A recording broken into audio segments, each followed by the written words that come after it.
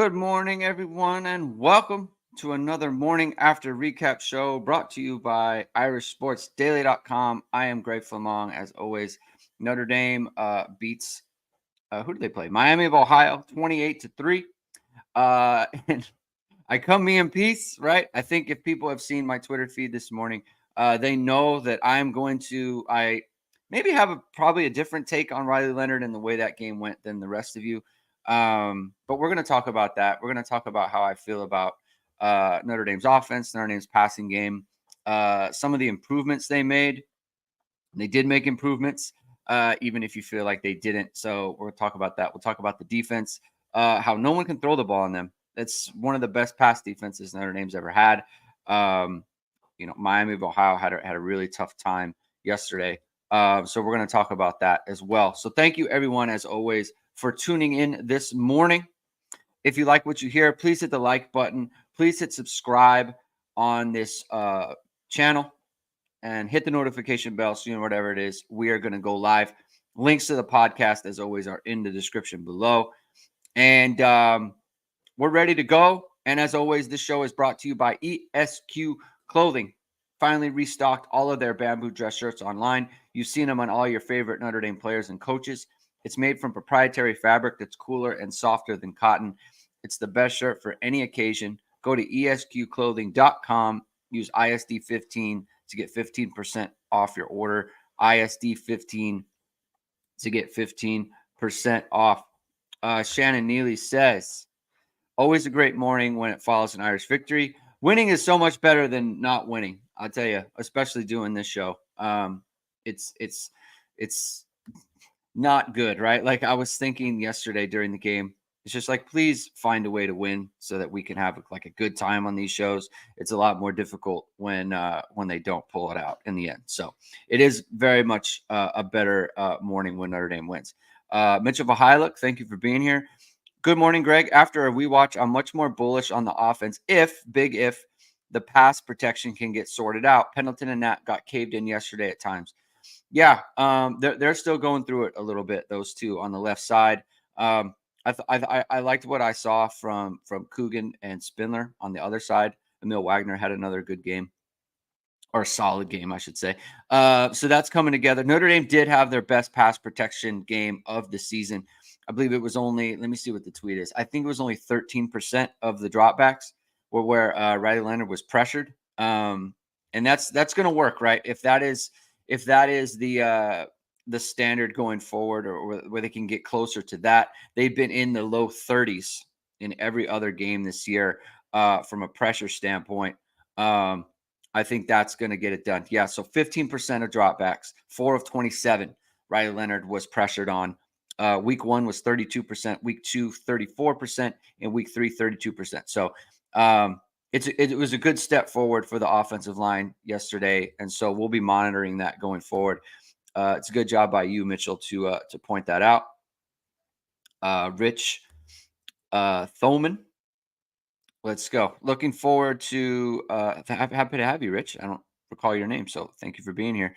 Looking forward to a game this week where we make another team commit the mistakes. We played tight as if afraid of losing instead of taking the fight to them from the start. Definitely, it seemed on offense they were it was tight, right? Like I think Riley Leonard was feeling it a little bit, right? And if you look back on the first 3 drives, and that was the one where kind of everyone was unhappy. They ran it a couple times on the first drive. Riley Leonard got sacked on 3rd and 4, which ended that drive.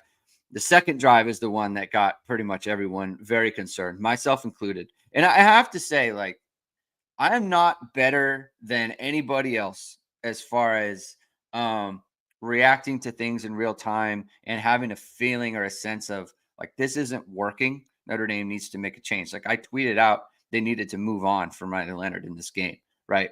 They needed to do something because it just didn't seem like, on the third, after the 2 bad throws to Mitchell and to Flanagan, and we'll talk about Flanagan. I think he's hurt. I think he hurt himself because he didn't come back in the game. He was sitting on the bench, like he kind of pounded the thing. Like I think he's got a muscle problem.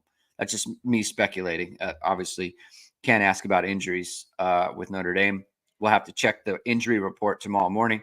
But I thought there's something there. But after those two throws where it's like, oh man, you mean look at it, everyone's thinking it, right? It's shades of Brandon Wimbush, right? And that's how everyone thinks it's going to go. The drive after that, they run the ball three straight times deep in their own end. They can't get off the field, or they can't stay on the field. You feel like they have to make a move, right? The crowd's booing. You're down 3-0. You just felt like okay, it's time, right? This isn't going to work out. I think at that point, though, we do have to be honest about what happened after that and how it looked after that. And it frankly looked better in the passing game than it has all year. That is just a fact. Riley Leonard played better in this game as a thrower than he had at any point during this season, right? And that is true. The fact is, they did take steps forward there. And when you're going to run for 143 yards and two touchdowns, and you're Notre Dame's second leading rusher, and you are on pace for just under 1,000 yards on the season, on a 12-game season, when you're on pace to run for 18 touchdowns, if the passing game is going to show improvements, then Notre Dame ought to stick with him. They should. And we'll get into some of the throws there and how it looked. But I'm just saying, like, it's not about being positive. It's not about putting a rosy spin on things. It's just what happened in the game. And so that's kind of what I'm going to talk about here. Thank you for the super chat from Steve Hogan. Really appreciate it. So disappointed with another season of subpar passing. So grateful for this show and the chance to hang with people who bleed Fighting Irish football. I appreciate you being here, Steve. And I will say to this point, like, when I talk about improvements that Riley Leonard made, and when I talk about the way that he played in this game, like, it is true. Like, this is not a high performing passing game. It is not, right? There, I mean, he hit some throws, like he made some good throws in this game. They're hitting some routes that look, I don't want to say they're nothing, right? It's that these are good throws, right? Like the in route to he had a couple in routes to Chris Mitchell in this game that were really good, that were over the middle. The pass right before the two bad passes to Flanagan and Mitchell, the pass to Mitchell Evans that got called for pass interference in this game.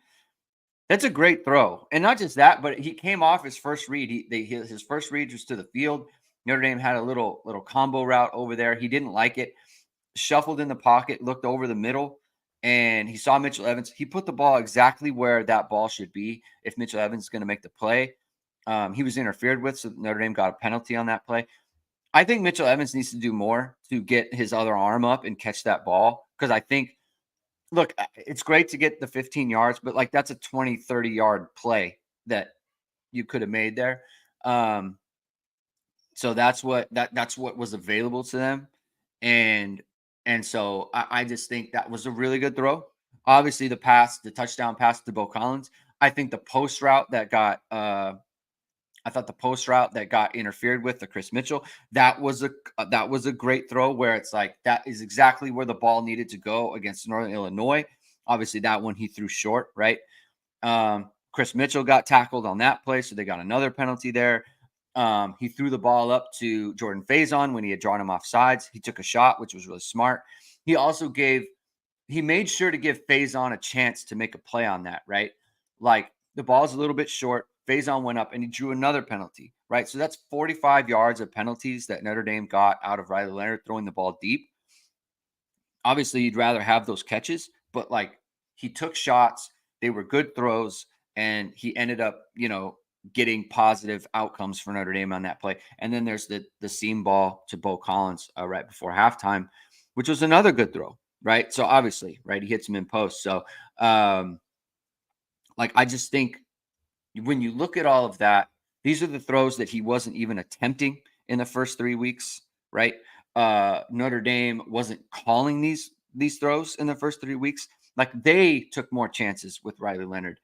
And I think that that says something about the way the staff feels about Riley Leonard so far. Rich Thoman says, I'm a former Notre Dame linebacker, 6971. All right, Rich. Thank you. Thank you for being in here. That's great. Good job by you on that. That's good here. Vision Poet seems like there was a concentration on Riley stepping up in the pocket instead of bailing. Absolutely. There are a number of instances where Riley Leonard hung in there and made throws when he could have run out of there, right? And I think the Mitchell Evans one, I think he had a couple crossers to the Chris Mitchell on those. Like he did a good job there.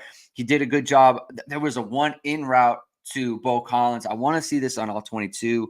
My impression is the only place that he could have thrown that to complete that pass was where he threw it. I think Bo Collins needed to sit, but that is a situation where, and this play was referenced on our show yesterday, where that is a situation where a higher performing passing game, the quarterback and the receiver are in better sync there. And I don't think they were in sync on that play. And so therefore it's incompleted. But I think Riley Leonard threw that ball exactly where it needed to go. And I just think they needed better execution all around from kind of everyone on that play. But that's just kind of another example of Riley Leonard stepping up in the pocket and hanging in there. So that's a good observation by Vision Poet. And look, I'm going to be posting a lot of things on Twitter about, what I'm talking about, right? I'm not just saying things like, I'm not coming in here with a take that Riley Leonard played better than you think because I just want to say it, right? It's based on what happened and what the film is showing, right? I got to be an honest broker. Like a lot of people, look, I'm taking a lot of flack on the Twitter machine, and that's fine. Like people are just like emoting to me about how bad Riley Leonard is. And it's like if I'm watching the game back and I see him doing things that it's like that's a positive. Like I have to say it. If I see a number of things that are a positive, I'm gonna say it. And if people get on me, they get on me, and it is what it is. But I mean, look, I don't want to be. I'm not going to be married to a take that they needed to pull him out of the game just because I want to be right. Like I have to say what I see, right? And I'm going to tell you what I see. And if that's what it is, then that's what it is. So now there is a question about like this, like the ugliness, the passes. Like he had a bad pass to Mitchell Evans later in the game where it was the 2-minute drive. He threw a bad pass and then he ran for 30 yards on 3rd and 2 or whatever it was. Like those passes, I don't think those are going away. They will show up in some form throughout the year. It's just like that's the nature of where he is right now, especially like he's throwing on the run. Like the release point is all off at times. He does do the sidearm thing, which like changes his release point, and that's not helpful to him in terms of being accurate. So that's tough, right? So he's got to clean that up.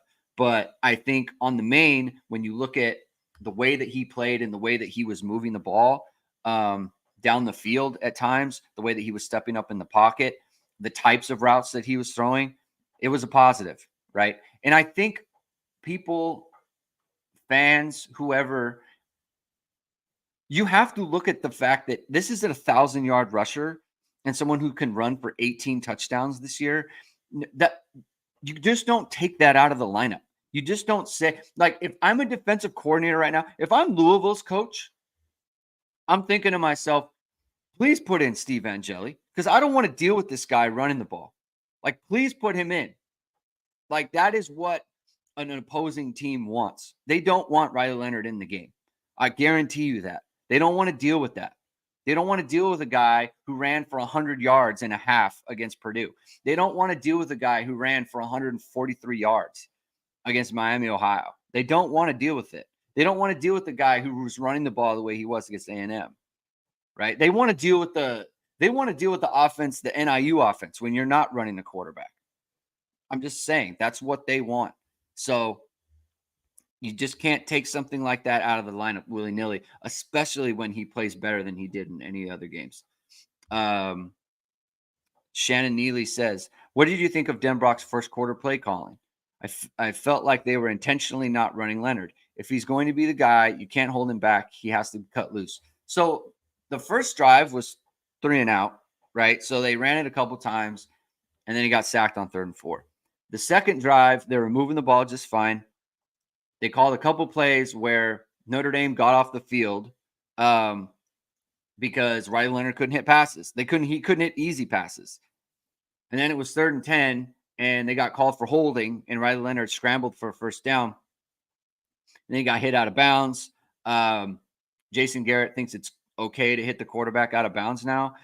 That guy was on one yesterday. Jason Garrett, man, not good from Jason Garrett on that. Stock down on him. But then it's 3rd and 20, and Riley Leonard hit a good pass to Jaden Greathouse on that play. Right now, it gets forgotten because it was 3rd and 20, and you only gained 12, right? But that was a good throw that Riley Leonard threw to Jaden Greathouse. So there's a lot going on there. There's a lot of comments. I'm going to try to get to all of them. YouTube user says, tough in the crowd yesterday, poor fan engagement. People weren't doing cheers or making much noise, but boos. At the same time, the sun was miserable. Hottest game I've been in A&M in 02. Yeah, I think it was in the upper 80s yesterday. I was looking at that. That's tough. Look at if you start out like that against Miami, Ohio, they're gonna boo. Especially when the last game they were at, Notre Dame lost to the MAC team in Northern Illinois. Like they're gonna boo, and that's tough. Hopefully it got better as the game went on, though. Steve Angeli in the chat. I thought I was going in. That's funny. Good stuff. That's good. Dan Williamson says, was this a footwork issue with Leonard? Seemed like he started stepping up into the pocket late second quarter and his accuracy improved. I do think he has a footwork problem. And I think that is indicative of he isn't totally sure of I think he knows his progressions, but he's not comfortable going through them, setting his feet and setting his whole body while going through his progressions. So I do think he has a footwork problem, and I think that's leading to a lot of inaccuracy issues. The other part is I think Mike Denbrock was onto something in that, like, usually you have a quarterback in his second year, and that's when they kind of take a big jump. Notre Dame's not getting that with Riley Leonard. I can completely see a situation where if Riley Leonard was Notre Dame's starting quarterback next year, a lot of this stuff gets fixed. He's in the same offense for an entire year. He ran it for a full season, and you can fix that stuff, right? That Notre Dame doesn't have time. They only have this one opportunity to fix it. And I just think, I don't know that he's ever going to get to a point where he's quote unquote mastered this offense. Maybe later in the year. But he's got to get up to speed with everyone. Like the play that I'm referring to with Bo Collins on the in route. It's a transfer quarterback with a transfer wide receiver, neither of which played in the spring. And they have to figure in an offense they weren't in last year, and they've got to figure it out, right? And I think there were signs that it was being figured out by Leonard and the rest of them. So, you just have to we just have to be patient and understand that is how it's going to be, right? At times, it's going to be ugly at times. It just is. Frankie V, what's up, buddy? Should Freeman stop doing the pre and post game interviews on NBC since he keeps saying things that just don't make him look great? Yeah, I didn't hear him on the post game or the pre game or whatever it might be. I didn't like his body language in that first quarter. I thought it was a disservice. I didn't think it was good. He looked like he wasn't in control. Like he's just kind of pouting around. He's just kind of shrugging shoulders, like making faces. And it's like, look, dude, you can't just, everyone can see this, right? Your players can see this. You have to have better control of your emotions in that moment. And look, it turned out it didn't amount to anything as far as performance on the field. Notre Dame ended up playing better, but I think he's got to control himself a little bit. I didn't hear the quotes. I think a lot of the quotes coming out of Freeman right now aren't the best. But I don't want to get all judgy on that and try to jump to a conclusion that the quotes are bad, therefore they relate to the performance, because I don't think they do right now. I just think it's something that the quotes aren't good. And so that just is what it is. But right now it's not, it's not translating to the field per se. So I'm not going to bang Freeman too much for that, other than It's just like for me personally, I'm not a huge fan of what's coming out of the Goog right now.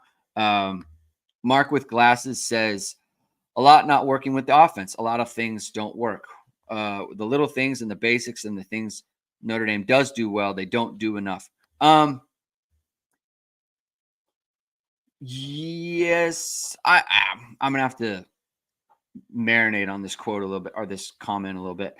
I think a lot is not working, but I think a lot is, right? Like the running game is clearly working. They ran for 270 yards yesterday. Look, they really have something in their running game with Price and Love and Leonard. Like those are very explosive players, right? I mean, Riley Leonard has. Let's just go. Let's just look at this from a rushing standpoint. Riley Leonard has, I think, 17. He's run for the most first downs. He's run for 17 first downs so far this year. By the way, I should give credit. These are PFF stats that I'm quoting here. He has 9 10-plus yard runs this year. He has 4 15-plus yard runs this year. He has 16 missed tackles forced. Like I said, he's run for 17 first downs. That's going to get it done, right? He's averaging 8 yards a carry. He's got 334 yards on 42 carries. Like he's out on 8 yards a carry.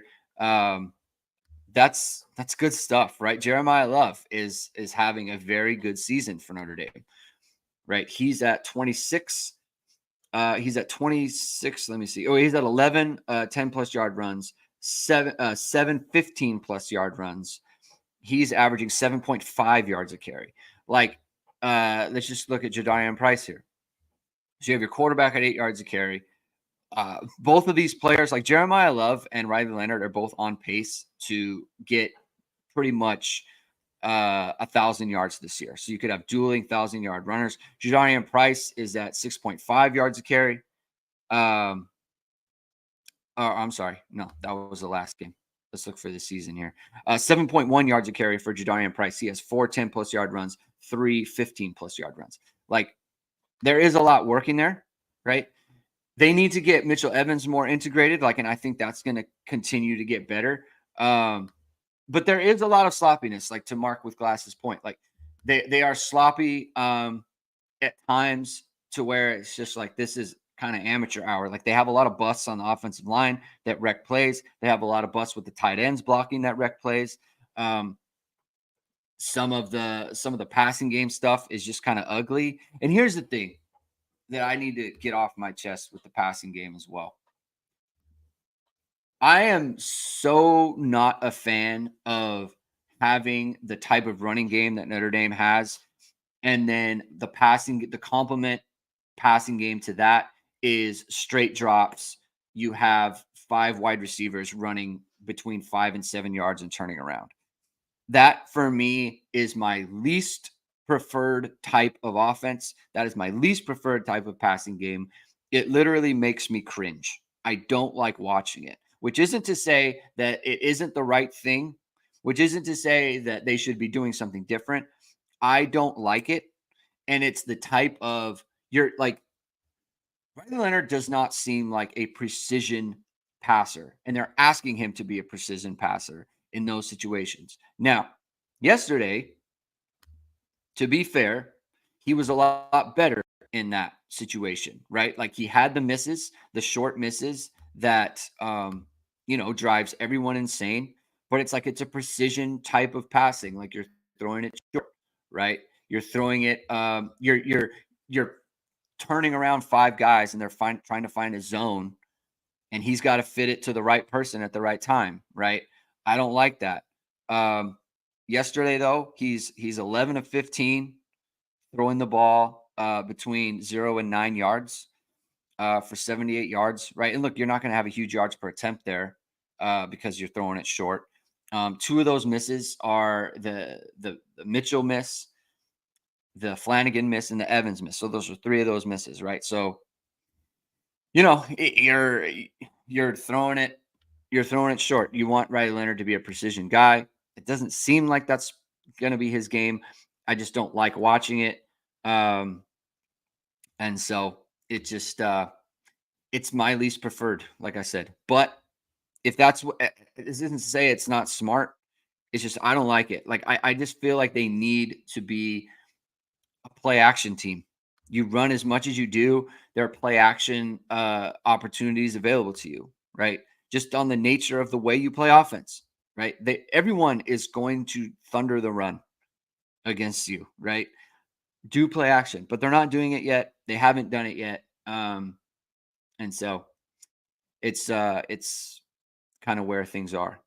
Um, Matt Lafreniere says better is still bad. I have no confidence in 3rd and 5 or more. That's fine. You don't have to have confidence in that. What I would say is Notre Dame did convert on 3rd and 5 or more a bunch yesterday, throwing the ball. Right.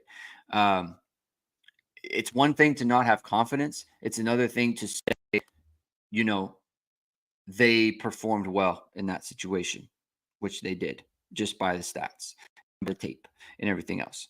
So CFB Hertz. I was wondering where you'd come in here. Thank you for being here, CFB Hertz. You're always in every show, and I greatly appreciate it. I don't think people, I guess, quote, should give Riley Leonard credit unless we win a playoff, unless Notre Dame wins a playoff game. If Notre Dame is not going to do that, then why waste this year not developing one of our young guys? So here's the thing. Here's the thing is a thing that like you can't do both things at the same time, right? Notre Dame wants to go to a playoff game. Notre Dame wants to go to a playoff game. In my opinion, the best way for them to go to a playoff game is with Riley Leonard at quarterback. He is the most dangerous player. He's one of the most dangerous players on the offense, period. Period. Okay. Like I said, if I'm a defensive coordinator, please put Steve Angeli in the game. With that offensive line that has trouble protecting, and with the fact that, look, I will say it again, I don't see a ton of separation coming in the back end, especially when it talks about throwing deep, right? I saw Bo Collins get open. I've seen Bo Collins get open a couple times. I've seen Notre Dame throw 2 posts to Chris Mitchell, and he didn't really get separation on either of them. Okay. I've seen some separation come from Jaden Harrison. I think Notre Dame needs to explore that situation much more extensively. But I'm just not seeing a ton of guys like just running free. It's just not happening. It simply isn't. And I think that everyone thinks that if they put in Steve Angeli, magically there's going to be people running free throughout the secondary. And I just don't know that that's the case. If you put in Steve Angeli, you're not going to get, you're probably, but here's the thing. They rolled out at the end of the game yesterday. They rolled out Steve Angeli on the same type of play that Riley Leonard missed to Mitchell, and he threw the ball out of bounds. He did the same thing, right? How can the staff put him in the game if that miss is in his bag and he doesn't have the running ability that Riley Leonard does with that offensive line? People have to ask that question. Last week, Steve Angeli hit the one fade ball to Jaden Harrison, and then he missed 2 other fade balls in the same game. He was 1 of 3 in the game, the same as Riley Leonard. I'm telling you right now, if Steve Angeli had come in the game when everyone said you got to get Riley Leonard out of there, and he did the exact same things that Riley Leonard did, everyone would be saying Steve Angeli is the answer. They cannot go back to Riley Leonard. That is just true. That is 100% true. And I think everyone needs to be honest about that. Okay. Steve Angeli missed a throw that if it was Riley Leonard, people would have said, you got to get him out of the game. He stinks. That is, I think everyone needs to be honest about it. Right. And that's where I'm coming at with this. You can, people can say whatever they want about Riley Leonard. He can't throw. He can't do this. He looks like Andrew Hendricks. He looks like Brandon Wimbush. Fine. You can't tell me that Steve Angeli doesn't have misses this season similar to that of Riley Leonard in limited time, in mop-up duty. You can't say it. You can't. And you can't poo-poo the throws that Riley Leonard has made, the good throws that Riley Leonard has made, and then just throw away the rushing. You can't do it. Look, I said they needed to pull him out of the game. Then he played the rest of the game and he played a lot better. And I got to say that would have been the wrong thing, right? It would have been the wrong thing. Like I was reactive the same as everybody else. I 100% was. But you just have to be honest about what happened after that and what we saw. I just think that's where it is. Alakino says, where's Greathouse? He's been open a few times over the middle. Notre Dame's got him the ball a couple of times. To be honest, though, like for him, I'm just like, again, he's one of the guys. Like I'm just not seeing the separation there. I'm not. And which isn't to say they can't play him or whatever it is. Of course they can. He's a good player. But he's one where it's like, I don't know that he's magically getting unlocked. He just doesn't seem to have taken the step that people would have expected this year. Mark with glasses says, Leonard has 5 rushing touchdowns the last 2 games, and that's not lost on me, but the inability to pass will cost us eventually unless drastic improvements are made. Maybe, right? Maybe. Like that is a statement. Like I am not saying that the passing game is operating at like Washington 2023 level or Texas 2024 level, right? That's not what I'm saying. I'm just saying like there's no evidence that passing game is going to get drastically better with Steve Angeli, and you are getting worse as a running team, which is the best part of Notre Dame's offense right now. That is the trade-off. That is the trade-off, right? It's not Ian Book, where he can scramble himself, and he can be a better passer, a much better passer. That's not the situation. If Notre Dame was in that situation, they would have made a move. And this is the thing that people have been bringing up to me in like DMs is the reason that I'm skeptical that Steve Angeli can do it is that staff doesn't think, in my opinion, that Steve Angeli can ignite this passing game. And the reason I think that is because they haven't put him in the game. They have had ample opportunities to put him in the game if they felt like this is the way to go. And this isn't a trust the staff situation at all. It's an observation. They could have put him in and they haven't done it. That's where it's at. Again, I'm not saying trust the staff. That's not what I'm saying. I'm making an observation that they could have pulled Riley Leonard after the start of that game yesterday, and they didn't. They stuck with him, right? They could have pulled Riley Leonard when they weren't running him against Northern Illinois, and they didn't. If they thought Steve Angeli was showing things in practice, was showing things throughout his time at Notre Dame, that he was going to come in and light the world on fire at quarterback, they would have put him in. So it's not me saying, again, I want to emphasize, I'm not saying we have to trust the staff. I'm saying I'm looking at what the staff is doing, and that shows me that they don't think that he is the answer there. That's what I'm saying. And I don't know how anyone refutes it other than, well, I just want them to. It's fine. But I'm just saying, like, they're showing us they don't believe that's the answer. So, I'll put it this way. If Notre Dame can play with the Georgias and Ohio States of the world with this offense as it currently is, I'm fine. I'll roll with it.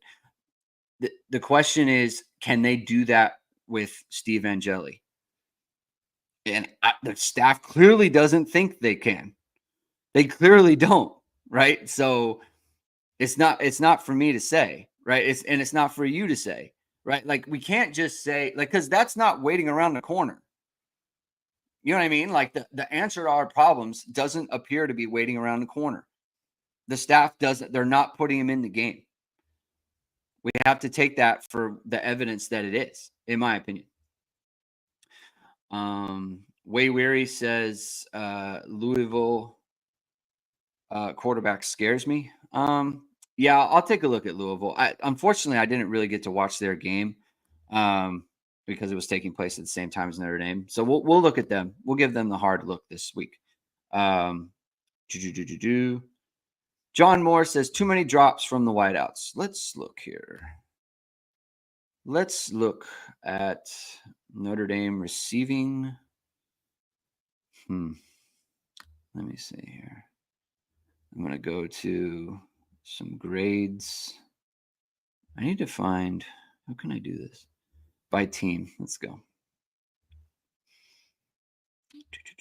Come on, PFF. Because my impression is that there hasn't been a ton of drops from Notre Dame this year. But let's figure it out, right? I know Chris Mitchell has one. I know Bo Collins has one. Team reports. Let's see. Receiving. Check this out. I apologize. This is bad radio, but we're gonna check this out. Drops. Notre Dame is credited with 4 drops this year. KK has 1. He dropped one that Steve Angeli. That was a good throw Steve Angeli made on the run. Great House has a drop. Jeremiah Love. So they gave Jeremiah Love a drop on that screen pass. It was getting blown up. I don't bang him for that. In both Collins. So you got 4 drops in 4 games on let's see, 107 targets. I think that's okay. I'm not ready to say Notre Dame receivers have drop problems. Yeah, I don't see there being a ton of drops. That's mine.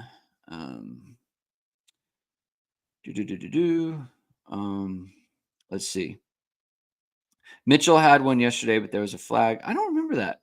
I didn't think it got to him. Sergio says, "Can you run down the defensive stats? What specifically? What specifically? I can run down stats. I can look at that. What do you want to see?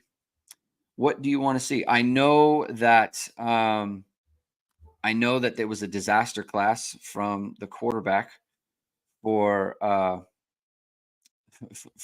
Miami of Ohio. I think he was 3 of 16 throwing the ball over 10 yards, which is not going to get it done pretty much ever. So that's good. 100. I off the top of my head, they had 100. They gave up 100 yards rushing. I believe it was about 3.6 yards per carry, which again, like, we talked about it on the show yesterday. Like that's gonna work, right? Miami, Ohio wants to throw the ball, right? So they are a team that, like, they were not going to beat Notre Dame rushing. Now, it would have been one thing if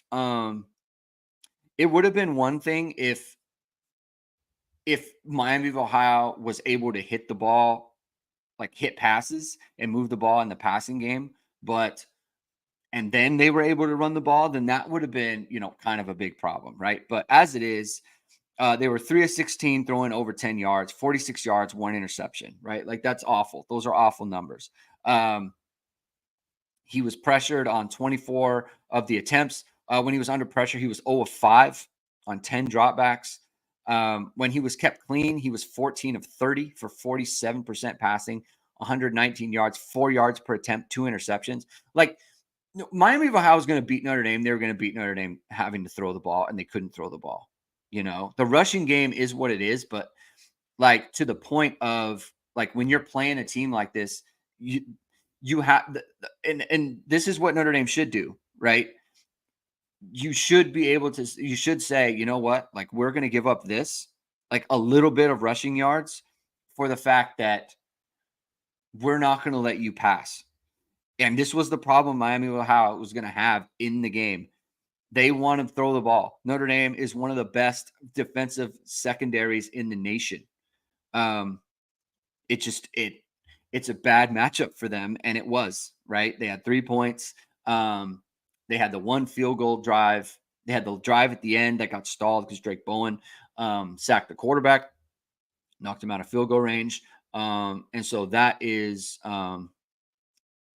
that's Notre Dame's going to take that, right? And Al Golden has said that I'm going to take that trade. If you want to pass and you can't run, but we're have you run, then he is going to take that 100% of the time.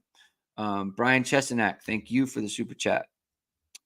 I listened to a lot of Notre Dame beat. It seems like most are pretty negative after this game, especially with Marcus and Riley. Thank you, Greg. Great work. Yeah, like I understand where people are coming from in that, like the way that the game starts, like the way the game starts is pretty much the narrative is written, right? Came out sloppy, came out unprepared. Riley Leonard starts the game and he looks terrible. And so therefore he is terrible and he needs to come out of the game. And what happens after that doesn't matter because of the way the game started. Okay. And I haven't listened to anybody else, so I don't want to put any words in anyone's mouth. I'm not. This isn't referring to any specific person. I've literally listened to nothing. I just think like that's how look. I'm like this, right? The game starts and it looks terrible, and so that's how it colors the rest. It frames the rest of everything else that happens. It is framed in that it was terrible, and therefore, like this is unacceptable, and Notre Dame has to move on from it. And even if the rest of the game happens the way it does, people will still say, but it started like that, and that is always in there. And to be fair, I do think people are right in that it is always in there. It is going to pop up again. But like we just have to be available to the information that comes. Look at Clemson. They look terrible against Georgia. They look like a non-functional offense. The previous season, for much of the year, the quarterback, Cade Klubnik, looks terrible. They put up 56 yesterday. The game before, they put up like 70. Like somehow, for some reason, they can't stop scoring now. Like these things have happened. We just have to react. I'm not going to predict it. That's not what I'm predicting. I'm just saying we have to react to the evidence that we get. The evidence after the start of the game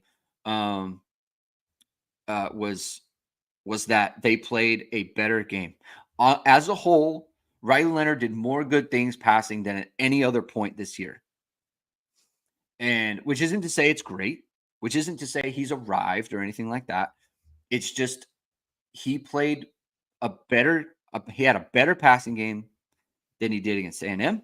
He had a better passing game than he did against NIU. He had a better passing game than he did against Purdue. And he rushed for the most yards. The totality of everything is this is not a time to have the conversation about he stinks and they need to get him out of the game, right? Now, if you're the type of person that's saying to yourself, he stinks, even if they don't go to Angeli, because they shouldn't, he still stinks, then okay, right? I'm not going to try to change your mind. That's how you feel. It's your opinion. I'm not going to try to talk you out of it. I'm just referring to how Notre Dame should look at things going forward. That's where I'm at. If you think he's terrible and the season is doomed, then that's your right. It's your opinion. No problem. Patrick J. Zabkowski. Thanks for being here, Pat. Appreciate your attendance. Can you talk about Christian Gray? He looks like a stud and worthy successor to Morrison. I can absolutely talk about Christian Gray. Listen, he and Ben Morrison are absolutely, let's put this up. They are, I think there was a lot of comments about, Cam Hart. They're going to take a step back just because they have to. Cam Hart is, he's too good. He was too good last year. You can't just replace that. Well, Christian Gray's trying his darndest, right? So throwing at Notre Dame's corners this season. Christian Gray, they are 9 of 18 throwing at Christian Gray for 61 yards, 3.4 yards per attempt, no touchdowns allowed, 1 interception, 4 passes broken up. Ben Morrison, 8 of 18, 75 yards, 4.2 yards per attempt, 0 touchdowns, 2 passes broken up. The combined throwing at Notre Dame's corners this year, 17 of 36, was an under 50% throwing, 3.8 yards per attempt. They have allowed 0 touchdowns. They have 1 interception and 6 passes broken up. Christian Gray could be on for like a 4 interception, multiple pick 6 season, right? He had a pick 6 against on the 4th and 2 against Texas A&M that he dropped. Now it doesn't matter because it was 4th and 2. He essentially ended the game. He could have had a pick 6 last week that he dropped. He had another pick in this game that he dropped, knocked up in the air, and Junior Tuihalamaka picked it off, and then he had the interception. Christian Gray could be in for like a 3-4 interception, 2 pick 6s season right now. Listen, this is one call that I got pretty spot on, that Christian Gray is going to be an absolute star, right? Like he he has everything you want. He has everything you want in a corner. He's long. He can run. He can play press. He's physical. Um, he has good ball skills. He's confident. He's everything you want there. Um, I can't say enough good things about Christian Gray as a corner. Um, Jordan Clark has. Let's see here. Let's go back. Let's browse around my Twitter feed real quick because Jordan Clark has been almost just as good. Jordan Clark, 100 coverage snaps in 2024. He's given up 21 yards on 8 attempts. 8 attempts, 100 coverage snaps. He's given up 21 yards all season. 0 touchdowns, 2 passes broken up. I think those PBU numbers are off just because I feel like I can think of like 4. But I mean, look, he's not giving up yards and he's not giving up catches.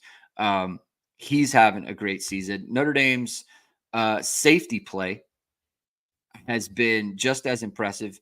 Xavier Watts, 6 of 12 throwing at him, 71 yards, 5.9 yards per attempt, 0 touchdowns allowed, 1 interception, 3 passes broken up.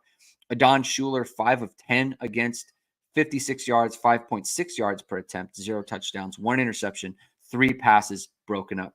Again, I feel like they're getting shortchanged on the PBUs. This is a fantastic secondary. Full stop. Maybe the best in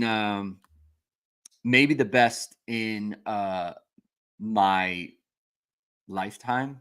I mean, you're talking like you got to go back to like this is better than the O2 from a coverage standpoint. This is better than the O2 group. The 93 group, right? You'd have to go. Well, maybe the 90. You know what? You got to go back to the 92 group with Tom Carter, who's a first round pick. You had Greg Lane. You had Jeff Burris, and you had Bobby Taylor. You got to go back to that.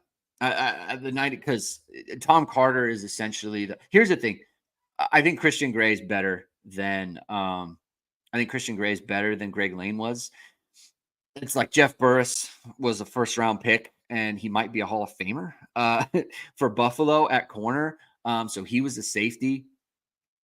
Bobby Taylor ended up being a second round pick at corner. He was the other safety. Like, but you're talking like 92 now. That's a really good.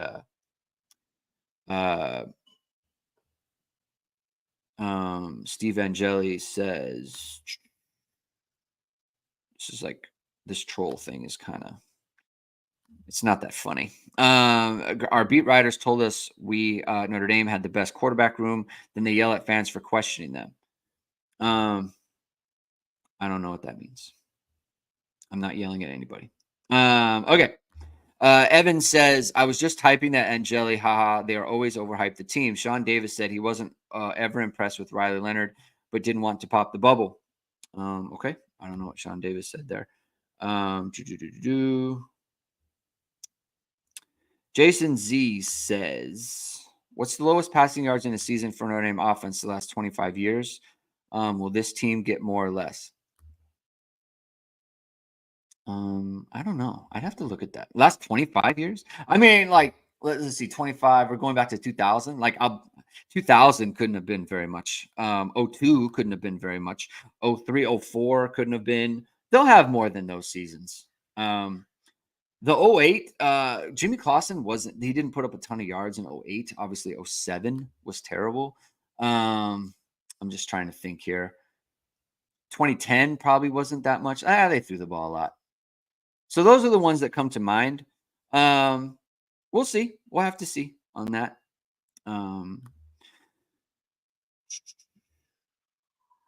Okay. I'm just gonna not do that. I'm tired of that.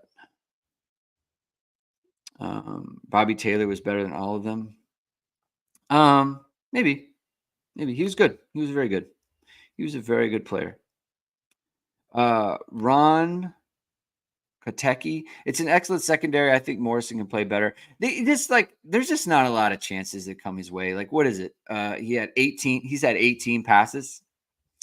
I don't know. It's hard to. They're not throwing the ball at him.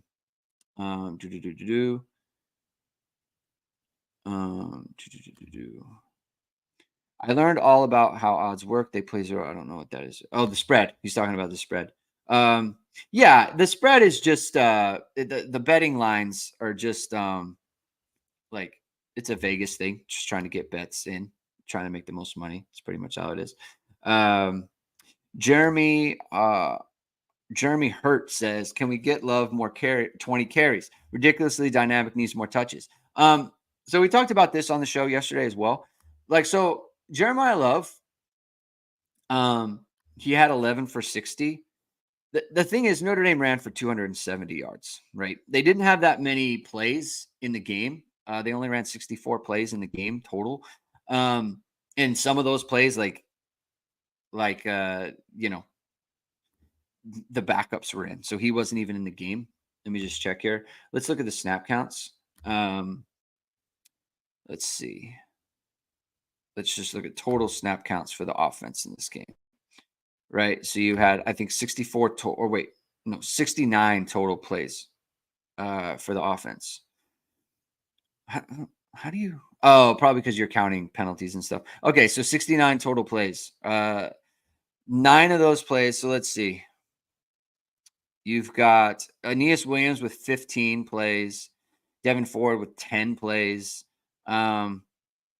So like the backups are getting 9 plays. So that's 9 plays where you're not using any of those guys. Let's see. Jadarian Price was on the field for 24 plays. Jeremiah Love was on the field for 22 plays, right? I don't think that people mind giving Jadarian Price work in lieu of Jeremiah Love. Jeremiah Love did have more carries than him. But again, they ran for 270 yards, right? Like, it's one thing to say he needs more work when you lose the game. But when, you have another player who rushes for 143 yards, like, that's a good use of carries as well, right? So I think we have to look at that. Generally speaking, to Jeremy's point, Jeremiah Love's got to be a featured player for Notre Dame. Like, the running backs, period. Love, Price, and Leonard running. Like, that is the engine of their offense. It just is. That's where Notre Dame needs to focus there. That's what makes them good. That is what will make them good as a football team. We've got another super chat. Greatest ever MD. Thank you for the super chat. Really appreciate it. Just dropping a $20 tip jar for being here on a Sunday morning. And I think you're in Pacific time. Yes. Anyway, keep up the good work. Thank you very much for that. I am in Pacific time. Woke up at 5 a.m. 5 a.m. ready to go. Ready to bring the content to the people. So here's people are talking about the spread. I'm going to be honest. Like, Louisville beating Georgia Tech 31-19 just doesn't really move me that much. Like, Georgia Tech, like, people think Georgia Tech is good because they beat Florida State. Florida State is a terrible football team. Just, they're not good at football. They beat Cal 14-9 at home, right? So I don't want to give Georgia Tech too much credit for that, just because, like, Boston College beat Florida State at home or on the road, and then Boston College went and lost yesterday. Like, Boston College is no great shakes, right?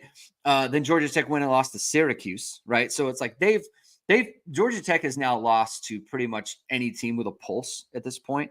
So I don't know that Louisville's done anything that's like super impressive. They've beat up on a bunch of teams. No, like, I'm not to say that Louisville's good, right? They're top 20, right? But like -9.5. I don't. Oh, wait. Notre Dame's favored by 9.5? Wait. Is Notre Dame favored by 9.5? Someone check me on that. What's up, Blayberg? How you doing?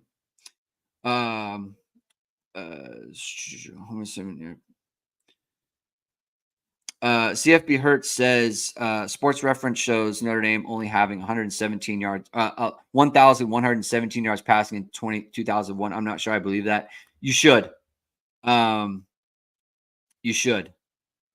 Because that 01 team was not it. They were aggressively not it on offense. Very, very much so. If Notre Dame is -9.5, I understand that. I don't think they should be -9.5, but I was gonna say if Louisville is favored by 9.5 points, I was like, I don't get that at all. Um, so that's the deal. Um, yeah, not my. We're talking about the betting spread. Let's see. Kevin Brady says David Klingler has the record for 11 passing touchdowns in a game. Will Leonard beat that in a season? I think probably. He probably will. Not on pace to though. Definitely not on pace to. That's interesting. I mean, look at if Riley Leonard runs for 18 touchdowns and throws for 10, he accounts for 28. It's probably fine, right? I just think it's such a disappointment, right? Like people wanted Mike Denbrock comes in and people wanted Notre Dame slinging the ball around. I do think the underrated story of all this is like Notre Dame doesn't have like Chris Mitchell was meant to be a deep threat. I don't think he is. I don't think he is on like a game to game basis that you can count on. I don't think he's that. They need to get Jordan Faison involved in that aspect. They need to do more with Bo Collins in that aspect. Those are the guys they need to get in going in that. But generally speaking, I just that's why it's just I think that's a big problem with the passing game right now too. Is like they just don't have guys that are scaring teams that are going to make them play deeper and open things up over the middle. That's just kind of my impression. That's what everything I've seen on film, which isn't to say they can't get open at all and they can't function. But I just from a danger standpoint that I would feel as a defender, it's just like it doesn't. It's not moving me right. It's not making me feel like what like Chris Mitchell's out there with Jaden Greathouse on the same side. We better play our guys back, right? I don't think teams feel that way, and they have no reason to feel that way at this point in the season. That could change, but I think that's kind of an underrated part of this, and why the offense looks the way it looks. It doesn't look how you want, and sometimes things don't look the way you want. But that's not a problem with VSR Media. They will always make it look the way that you want from a media company, and that's what you got to go with. And they are founded by Notre Dame football pregame host and Emmy award-winning anchor Vahid Sadrazadeh. VSR Media provides professional and cinematic video and photo. Whether you're looking for a collegiate or pro-level highlight reel, have a personal story to tell, or are aiming to diversify and grow your business, VSR Media specializes in short and long-form video storytelling, social media management, and website design. VSR Media also captures professional headshots, senior, and sports photos. Contact them at vsrmediacompany.com. Mention Irish Sports Daily to receive 20% off your first project. Visit them online or give them a call at 574-800-9106. Sergio said they lost another wide receiver and a starter on D yesterday. They think Louisville thinks they're going to get Lacey back. We're going to have to monitor that. He hasn't played this year, so that's tough, right? I mean, look, if Notre Dame had a transfer receiver that hasn't been playing because he hurt himself, he hasn't been out there. That's a problem. We would see that as a problem. I mean, obviously, look, he's a good player. Notre Dame's got really good corners, right? Like that's the problem for any team. Like I think people, we look at Notre Dame in terms of how is Notre Dame going to score. I think everyone needs to look at how they're going to score on Notre Dame, right? Louisville did not run the ball well yesterday. They were not a great running team. And if you're going to hurt Notre Dame, I think we've seen like it's going to be on the ground. I think Louisville needs. I think they want the game to go the same way as it did last year. They want to beat up Notre Dame up front. They want to obviously force turnovers. Right, Notre Dame. I think they turned the ball over how many times last year? I know Sam Hartman threw a bunch of interceptions. I don't recall off the top of my head. So that's something. But look, they're going to be a ranked top 20 team, right? So obviously Notre Dame's got to play well. Notre Dame's got to play well to beat them. Hopefully, I think the weather's going to be good. I'm going to be at the game with Jamie, so that's fun. I don't know how we're going to do the post game show. We'll probably have to do it a bunch later. Isaac K, 5 turnovers last year. for Notre Dame against Louisville. That's not going to get it done. You can't have that, right? So look, it was a disaster performance from Notre Dame in that one, and that's why you go on to lose, right? If that happens again, Notre Dame's got to get stuff cleaned up on the offensive line. They got to play a good football game. I think it helps. This is the first game.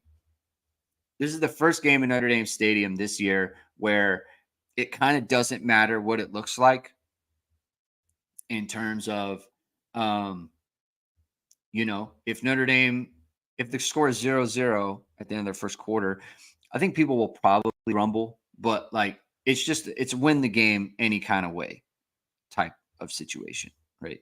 Look, 7-0 lead. Like it would be great if Notre Dame could just start the game better at home, right? You get the nice stop to start this game, and then Faison drops the punt, right? Like it would just be better. Start the game well. Start the game, get the things out on your front foot, and get the guys feeling good, right? It would just be awesome if the home fans could actually be brought into the game by the team early on. That would be a great thing. I don't think, like, if I'm Louisville, look, I understand they've got good wide receivers. I know people are very excited. Braum has a big reputation. And it just like, I don't know that he's as good as all that. I just think, man, it's very hard to try to get over on this Notre Dame defense. It really is. It really is. They've given up. They haven't given up more than one touchdown in any game this year. They gave up one touchdown last week when no starters were in the game. They obviously didn't give up a touchdown yesterday. They gave up one touchdown to NIU, which was a mistake. Not even a mistake, like just like a miracle play from NIU. They give up one touchdown to Texas A&M. They've only given up one touchdown in a game all year. Sergio said they didn't they start well with touchdown? They did, but then they gave up the big play, right? They gave up the big play, and then they had to punt, and then they gave up another big play, and they had to punt, and then they gave up another big play, and it was just like, man, what is going on? Like that was a very weird game. Ron Kotecki says they can be run on. They can be run on to an extent, right? To an extent, they can be run on. Like, let's see, rushing, game log. Let's see here. Notre Dame has allowed. They gave up a 190 to Northern Illinois, 4.2 yards a carry for Northern Illinois. So they gave up 146 to A&M on 3.8 yards a carry. Obviously, Purdue didn't try to run it. Yesterday, they gave up 3.9 yards a carry to Miami, Ohio. So, you're giving up 3 points. So this is their big weakness, right? They can give up 100 and some odd yards, less than 4 yards a carry. Like that's going to be their big weakness, and you can't get in the end zone, right? They've given up one rushing touchdown all year. So it's like, I agree with you. Like, if you're going to get at Notre Dame, it's going to be on the ground. But it's just like, it's not much of a weakness. Rob Wozniak, who's going to be at the game next week? Anyone in here going to be at the game? Love to say hi to everybody. Rob Wozniak's going to be in the joy slot. I'm going to be roaming around. Kevin Brady says, I'll be there with 5 other Notre Dame fans. Remember to wear your green. Will you and Jamie be anywhere before the game tailgating? I'm always running around. I'm always walking around there. Just kind of roaming. So I was telling Jamie yesterday, like, I'll probably get there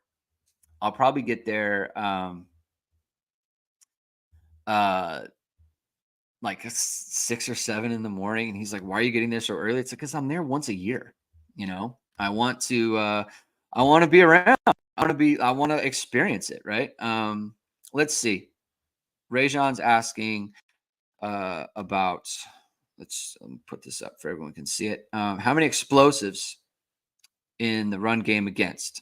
I'm going to put that as I'll look at 20 plus yard runs for Notre Dame. They have given up 2. They've given up 2 20-plus yard runs on the year. Let's see. 10-plus yard runs. I want to say it was 13. They're 38th in the nation in 10-plus yard runs, and they are, I think, tied for 19th in 20-plus yard runs. Have they given up any 30s? Not given up anything over. So the long run they had, the long run against is the Northern Illinois 28-yarder. They have not given up anything over that. So, that's good. You're not giving up explosives, to Rajon's point, but they are like there have been moments where they're not getting off the field either. And so that's something to monitor. John Imperial will be at the Louisville game. I think a lot of people are going to be on hand. Michael Hahn says Louisville game looks like USC game last year. Notre Dame wants payback. I bet they play their best game of the season. That's a solid bet from Michael there. There's a good chance that Notre Dame kind of comes out with a fervor in this game. Let's see. I mean, look, I don't want to make predictions on anything because it's just hard with this team specifically and Marcus Freeman teams generally. Let's see if Riley Leonard can build off this, right? Let's see if Mike Denbrock has figured some things out with this offense. And what's working for them and how to get guys open and if the team is going to, kind of take steps from this. Ron Kotecki says, I boycott Papa John's every week. This is funny. There's Papa John's in the press box after every game. And like Josh Foles from 1 Foot Down in the Earned 5-Star pod. It drives him crazy. He doesn't like Papa John's at all. But that's a funny thing talking about Papa John's. I mean, at some point, pizza's pizza, and you'll eat it because it's free. So Jacob Paulus says, "Thanks for the Sunday show. Plan on listening tomorrow on my drive." Good. Thank you. Thanks for being here, Jacob. Appreciate that, and I appreciate everyone being in here. I think we are going to leave it there, though. Thank you, everyone, for tuning in today. If you like what you heard, please hit the like button. Please subscribe to our channel. Please hit the notification bell so whenever it is we are going to go live. Jamie and I will be back on Thursday talking a little bit more about this game, talking a little bit, can we make steps forward? Check out my Twitter feed at Greg2126. I'm going to be posting a lot of the passing game stuff that I liked. I'm going to be honest about everything that I see. So that's what you're going to get from me. So yeah, look for me. Look for my stuff on Twitter. Look for us on Tuesday around 12 Eastern time, noon. It's normal, and that's going to be it. So Notre Dame 28, Miami, Ohio 3. We'll talk to you soon. Have a great rest of your Sunday, everyone. Keep hitting and hustling.